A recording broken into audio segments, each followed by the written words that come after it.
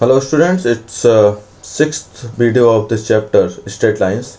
Today we will discuss most important topics on this chapter.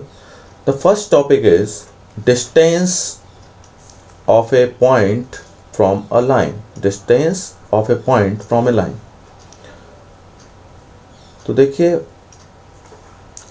ये diagram आप देखिए, इसमें एक पॉइंट है P इज़ अ पॉइंट, ठीक है ना, P इज़ अ पॉइंट।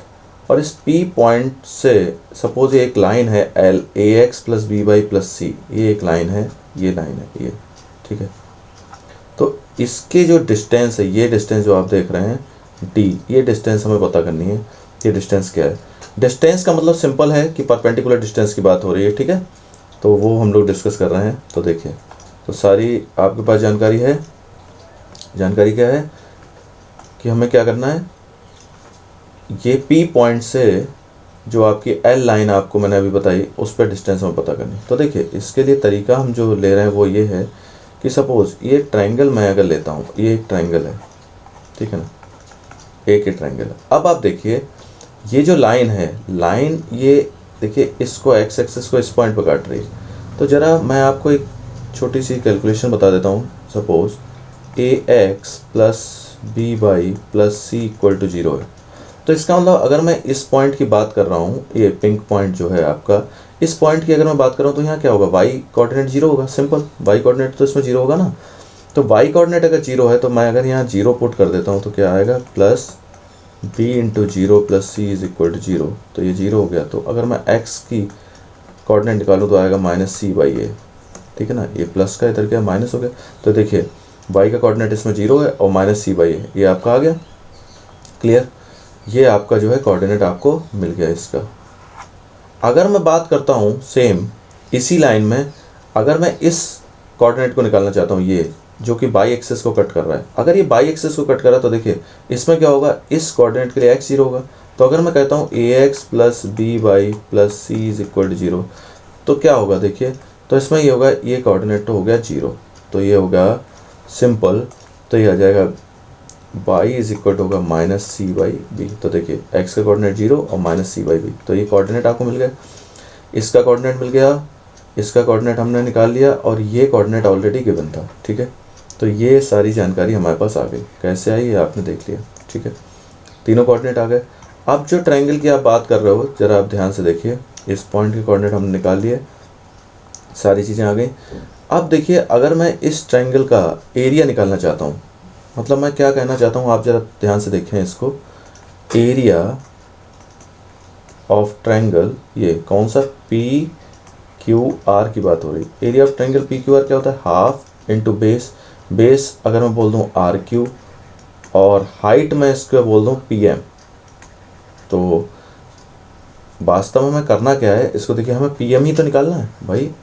ये जो PM है, यही तो हमें निकालना है। ये जो डिस्टेंस D है, यही तो हमें पता करनी है। ये तो परपेंडिकुलर डिस्टेंस है एक पॉइंट से लाइन के ऊपर।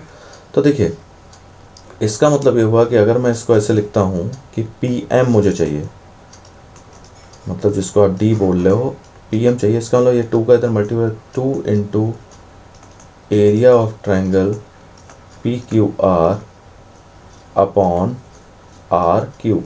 मतलब ये हमारा आंसर हो गया, सिंपल सा। लेकिन ये जो आंसर है, इसमें अभी तक हमने वो यूज़ नहीं किया, कोई भी अपना, मतलब ये जो कोऑर्डिनेट का कोई यूज़ हमने नहीं किया। तो अब हम इसका कोऑर्डिनेट का यूज़ कर रहे हैं। देखिए किस तरीके से करेंगे। तो देखिए, एरिया अगर मैं निकालता हूँ, एरिया ऑफ ट्रायंगल PQR, तो आप जानते हैं एरिया ऑफ ट्रायंगल निकालने के लिए क्या होता है, हाफ।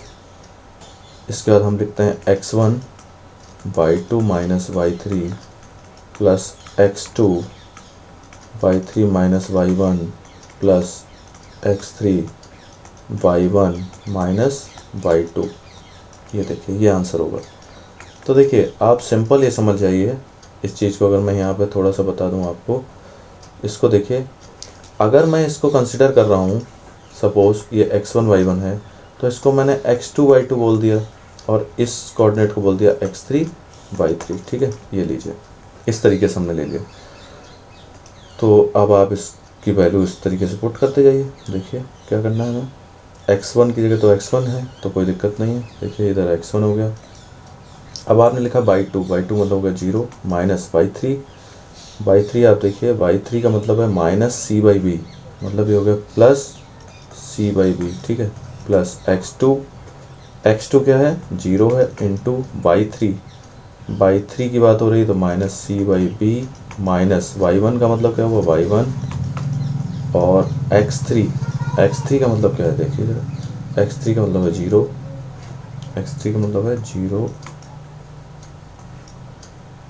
x2 एक मिनट मैंने यहाँ गलत लिख दिया, ये मैंने गलत लिख दिया। ये जो वैल्यू है x2 की वैल्यू है ये देखिए माइनस सी बाई ए है, ठीक है, ये 0 है।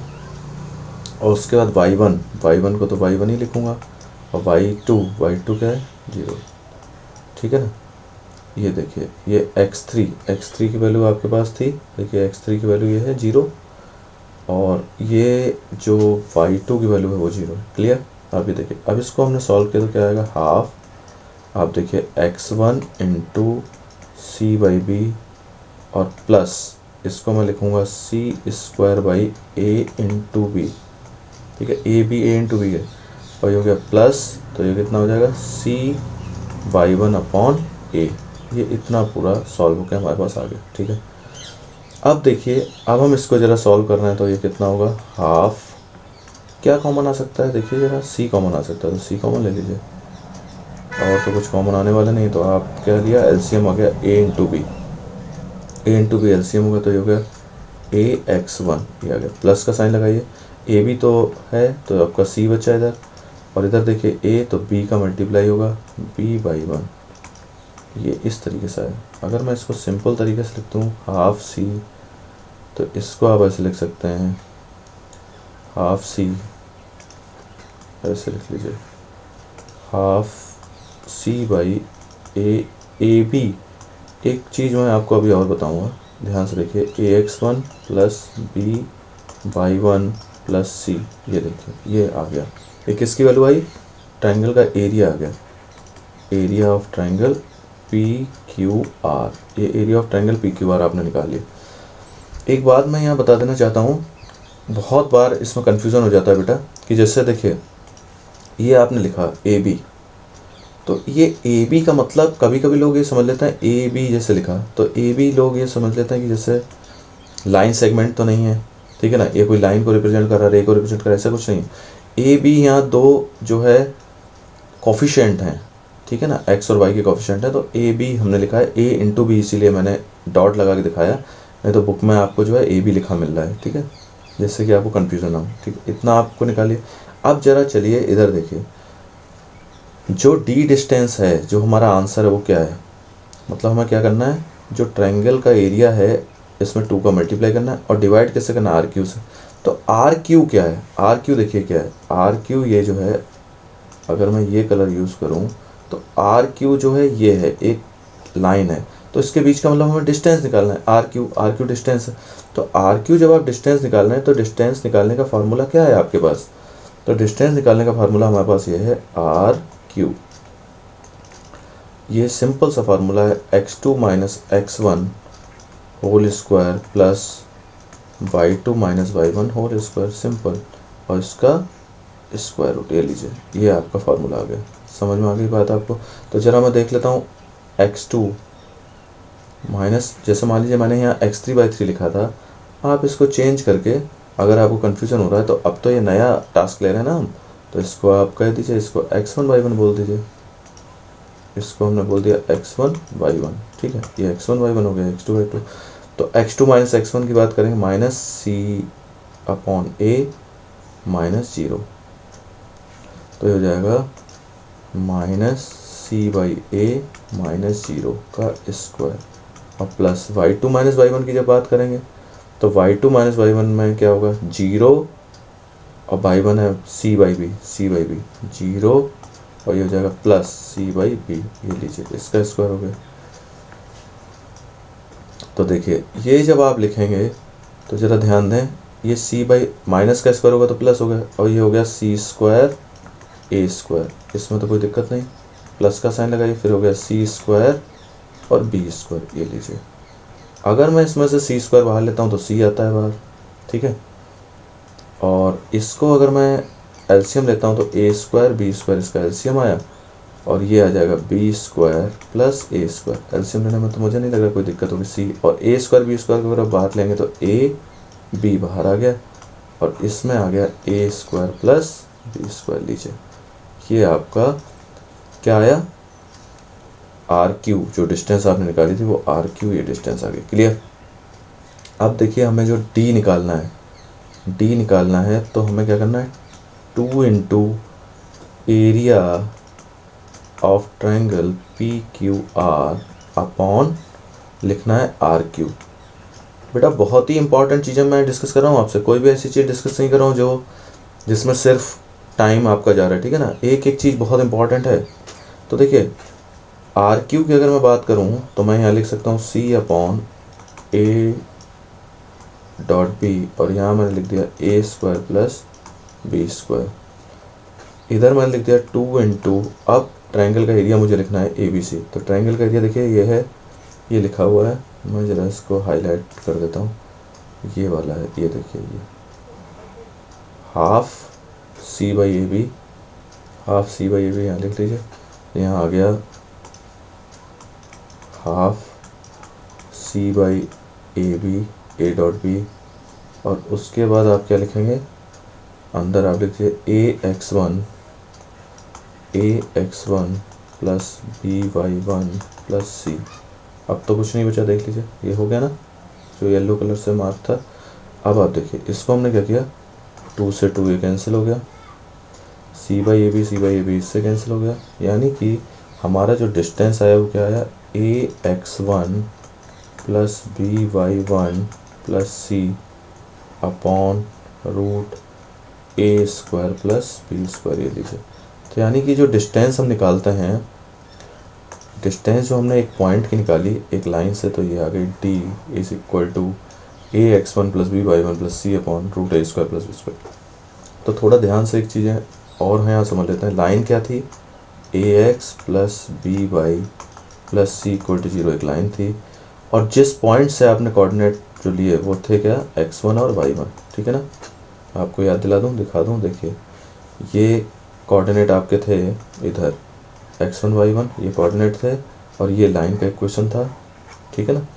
तो ये देखिए, तो ज़रा देखिए ये जो लाइन का इक्वेशन आपके पास था a x plus b y plus c, तो इसमें देखिए ये जो कोऑर्डिनेट थे x1 y1, तो x1 और y1 ये देखिए ये आ गए, और लाइन एज इट इज़ पूरा ही है। और जो आप देख रहे हैं डिनोमिनेटर में, तो डिनोमिनेटर में आपको क्या देखने को मिलेगा, डिनोमिनेटर में जो आप देखेंगे तो डिनोमिनेटर में जो है x का जो आप देख रहे हैं, x1 का कोफिशिएंट है ए स्क्वायर और y1 का कोफिशिएंट है बी स्क्वायर। मतलब ये इधर देखिए x और y के जो कोफिशिएंट है उनका स्क्वायर करके ऐड किया हुआ है। तो देखिए ये फार्मूला बना, ठीक है। जिस तरीके से भी आप चाहें अपना जो है लर्न करने के लिए बेटा आप कर सकते हैं इसको, ठीक है। वो आपका एडजस्टमेंट है, वो आप देख लीजिए, ठीक है। इसको आप जल्दी से नोट डाउन कर लीजिए। फिर हम लोग आगे अब करेंगे कुछ दूसरी चीज़ है, अब डिस्टेंस निकालनी है बिटवीन टू पैरेलल लाइन। तो distance between two parallel lines में हमें क्या करना पड़ेगा वो मैं आपको बताना चाहता हूँ। देखिए वही कंसेप्ट अभी जो हमने यूज़ किया वही करेंगे, एक बार इसको समझ लेते हैं। ये दोनों लाइनें पैरेलल हैं, इसका मतलब क्या हुआ, इनका स्लोप इक्वल होगा, ठीक है। और एक लाइन पे हमने क्या किया, एक पॉइंट पता कर लिया और उससे एक परपेंडिकुलर डाल दिया। अगर मैं इस पॉइंट से परपेंडिकुलर डालता हूँ या इस पॉइंट से परपेंडिकुलर डालता हूँ या मैं इस पॉइंट से परपेंडिकुलर डालता हूँ, कहीं से परपेंडिकुलर डालूँ, ये डिस्टेंस तो इक्वल ही रहेगी, क्योंकि ये दोनों लाइनें जो हैं आपस में कैसी हैं, पैरेलल हैं, ठीक है ना। इसलिए इनके बीच का डिस्टेंस तो हमेशा इक्वल रहेगा। तो हमने क्या किया, ये वाला पॉइंट कंसिडर किया, ए जिस पे लिखा है। क्यों ऐसा पॉइंट कंसिडर किया, ये पॉइंट एक्स एक्सिस पे है, एक्स एक्सिस पे है तो बाई जीरो होगा। तो अगर मैं यहाँ बाई जीरो रख देता हूँ, यहाँ मैं बाई जीरो रख दूँ तो एक्स की वैल्यू मुझे क्या मिल जाएगी, minus c by c one by m. ये देखिए ये वैल्यू मिल गई, और y का कोऑर्डिनेट इस पर जीरो होगा। सिंपल, ये चीज़ आपके पास यहाँ आ गई। एक क्लियर हो गया ये बात, ठीक। तो ये कोऑर्डिनेट हमें मिल गया। अब ये कोऑर्डिनेट है, इस लाइन पे हमें जो है वो डालना है परपेंडिकुलर।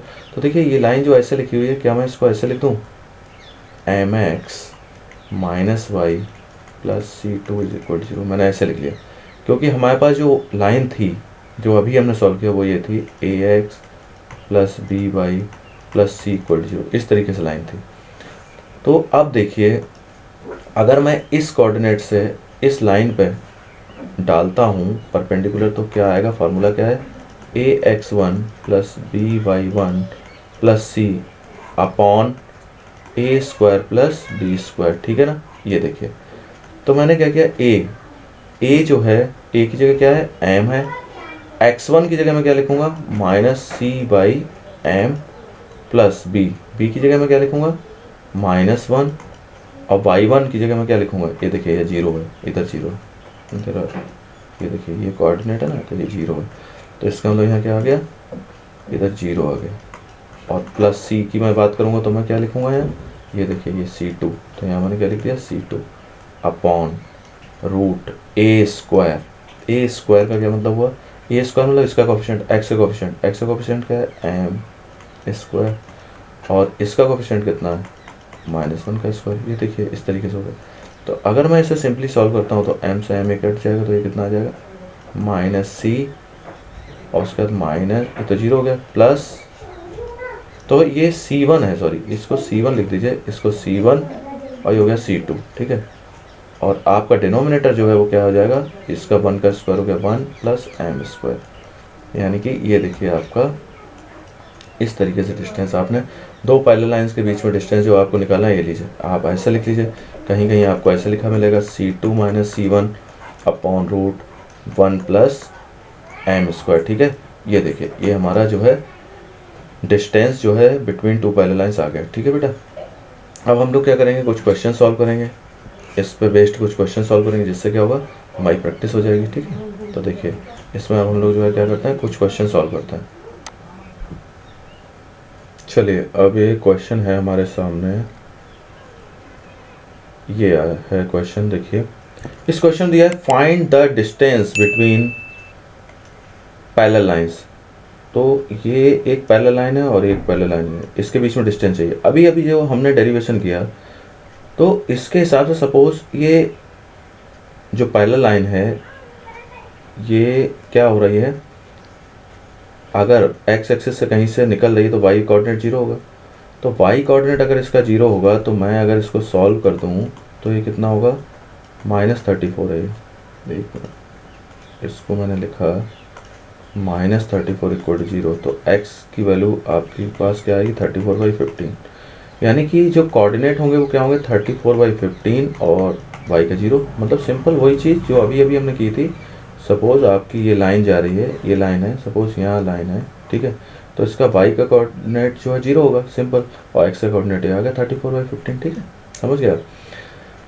तो इसका मतलब ये हुआ ये कोऑर्डिनेट जो है इस लाइन पे है, तो दूसरी लाइन पे हम क्या करेंगे परपेंडिकुलर डालेंगे। तो परपेंडिकुलर डालने के लिए आपने क्या सीखा है, जो आपने इक्वेशन सीखा वो ये सीखा था AX1 plus BY1 plus C upon A square plus B square, ये देखिए आपने सीखा था।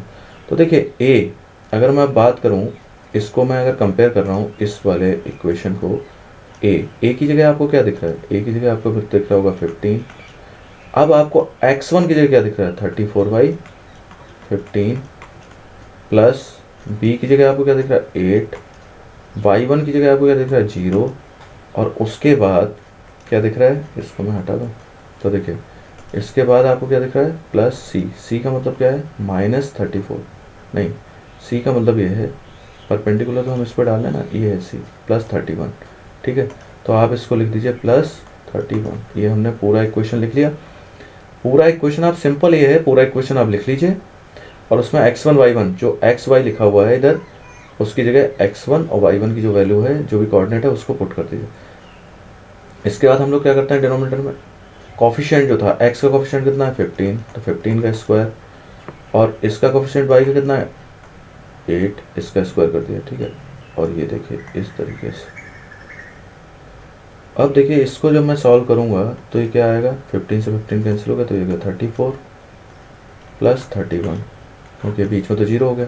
15 का स्क्वायर कितना हो गया 225 64, ठीक है। तो ये हो गया 5, ये हो गया 65। इसकी अगर मैं बात करूँ तो यार है 289, ठीक है ना। देखिए तो ये इसको मैं लिखूँगा 65 और 289 किसका होता है 17 का स्क्वायर, तो 65/17 ये दोनों के बीच की डिस्टेंस होगी। सिंपल तरीका है, आपको समझ में आ गया होगा क्या किया हमने। एक बार फिर से देखिए, देखिए सिंपल सा तरीका था। इस पॉइंट का ये जो लाइन है इसमें हमने एक पॉइंट निकाल लिया, एक पॉइंट निकाल लिया, वो पॉइंट इस तरीके से आ गया, वाई कोऑर्डिनेट को 0 कर दिया, इस तरीके से कर लिया। इसके बाद मुझे क्या करना था, इस लाइन में परपेंडिकुलर डालना था, तो मैंने ये लाइन जो है एज इट इज़ लिख ली और इसके कोफिशिएंट का जो स्क्वायर था वो, क्योंकि हमने पहले फार्मूला पढ़ा था ना, D = ax1 + by1 + c upon square root of a² + b², तो उससे हमने इसको किया। और ये देखिए ये x1 है और ये y1, ये कोऑर्डिनेट हमने पुट कर दिए, सिंपली सॉल्व कर लिया, ये सॉल्व हो गया, ठीक है। अब देखिए बेटा एक नेक्स्ट क्वेश्चन करेंगे तो आपको और भी चीज़ें क्लियर हो जाएंगी। देखिए ये क्वेश्चन क्या है, find the equation of a line perpendicular to the line. ये लाइन के परपेंडिकुलर एक लाइन का इक्वेशन हमें चाहिए, ठीक है। एक लाइन के परपेंडिकुलर कई लाइंस हो सकती हैं, इनफाइनाइट लाइंस हो सकती हैं, तो हमें एक लाइन चाहिए पर्टिकुलर जिसमें क्या हो, having x intercept 3। x intercept 3 का मतलब हुआ यानी कि x का कोऑर्डिनेट 3 और y का कोऑर्डिनेट 0 होगा, ठीक है ना। x का कोऑर्डिनेट 3 क्योंकि मतलब वो जो लाइन जा रही है, मतलब सिंपल सा ये है, जैसे मान लीजिए ये कार्टेशियन प्लेन है तो ये लाइन जा रही है, तो लाइन कहीं से भी जा रही है, तो ये जो पॉइंट है वो 3 इंटरसेप्ट कट कर रही है, x एक्सिस से 3 इंटरसेप्ट, x एक्सिस पर 3 इंटरसेप्ट, ठीक है। तो इसका मतलब अगर x एक्सिस पर 3 इंटरसेप्ट है तो y का 0 हो गया, तो ये सिंपल सी एक पॉइंट हो गया। अब देखिए ये लाइन का प्रॉब्लम क्या है, ये परपेंडिकुलर है, तो ये परपेंडिकुलर है, जो हमें नई लाइन चाहिए, तो रिक्वायर्ड लाइन जो होगी वो कैसी होगी, वो लाइन ऐसे होगी, मतलब इसमें 90 का एंगल बन रहा होगा। तो इसके लिए मुझे क्या करना पड़ेगा, ज़रा ध्यान से देखें, x - 7y + 5 = 0 मैंने लिखा। अगर मैं इसको ऐसे लिख लूँ 7y = -x - 5, अब अगर मैं इसको ऐसे लिख दूँ 1/7x + 5/7, यानी कि ये क्या आ गया m। ये m = 1/7 जो है वो किसका है, ये इस लाइन का स्लोप है, ये जो गिवन लाइन है इसका स्लोप है m। लेकिन हमें जो लाइन चाहिए, जो हमारी रिक्वायर्ड लाइन है, उसका हम क्या करेंगे, जो रिक्वायर्ड लाइन है तो वो जो होगा ऐसा होगा m1 × m2 = -1 हम यूज़ करेंगे। क्यों यूज़ करेंगे, क्योंकि दोनों लाइनों के जो स्लोप होंगे, जैसे मैं ये कह रहा हूँ ये लाइन m1 है सपोज, और जो हमें लाइन निकालनी है वो m2, तो दोनों के बीच में 90 डिग्री का एंगल बन रहा है ना, दोनों एक दूसरे के परपेंडिकुलर है ना, तो ये रिलेशन को वो फुलफिल करेंगी। तो अगर m की वैल्यू हमारे पास 1/7 आई है तो मुझे m2 की वैल्यू चाहिए। तो देखिए m2 की वैल्यू अगर मैं निकालता हूँ तो क्या निकालूंगा, तो m2 की वैल्यू हमारे पास आ जाएगी -7, ठीक है ना, ये -7 वैल्यू आ गई। क्लियर, इस तरीके से आप ये देख लीजिए, ठीक है। अब कोई भी लाइन हो उसका इक्वेशन हमें जब निकालना है तो सिंपल हो गया हमारे लिए, कोई भी इक्वेशन है तो y - y1 = m x - x1, ये फार्मूला है किसी भी लाइन का। तो y - y1, क्योंकि कोऑर्डिनेट तो हमारे पास है ना भाई, कोऑर्डिनेट हमारे पास क्या थे 3 और 0, ये कोऑर्डिनेट हमारे पास है और स्लोप भी है। जब किसी लाइन का कोऑर्डिनेट हमारे पास है, स्लोप भी है, तो फिर कोई दिक्कत ही नहीं। x कितना है इसमें, x है 3 और x1 कितना है, x1 आपका जो है, सॉरी ये पॉइंट में लिख देता हूँ, x1 y1, ये पॉइंट हमारे पास आ गया, m आ गया, तो x है और x1 की जगह हमने क्या रख दिया, ये 3, ये लीजिए। तो देखिए ये आप करेंगे y = -7x + 21, ये देखिए। तो आप जब इसको करेंगे तो ये हो गया 7x + y - 21 = 0। तो ये आपका जो है इक्वेशन आएगा, ठीक है बच्चों, इसको आप जल्दी से नोट कर लीजिए।